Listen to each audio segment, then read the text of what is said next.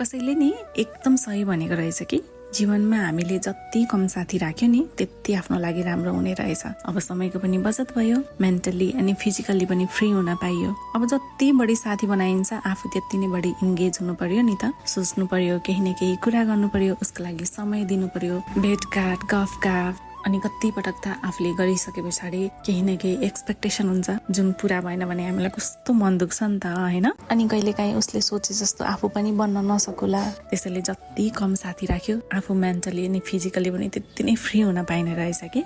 मैले भन्न खोजे होइन कि साथी बनाउँदै नबनाउनुहोस्। यदि राम्रो साथी छ तपाईलाई उसबाट जहिले पोजिटिभ भाइब्स आउँछ र जीवनमा हरेक कुरा गर्ने उत्साह मिलिरहेको छ भने मलाई त लाग्छ हामीले उसलाई आफ्नो जीवनमा अझ विशेष स्थान दिनुपर्छ। तर एकजनाको कोसिसले मात्र पनि मित्रता रहन्न है। सबभन्दा ठुलो कुरा त नि हामीलाई दुःख या आवश्यकता परेको बेलामा उसको साथ र हात पाइयोस्। कतै यस्तो नहोस् धेरै समय बितिसकेपछि नि हामीलाई अफसोस होस् मित्रता त मैले मात्र निभाएको रहेछु भनेर याद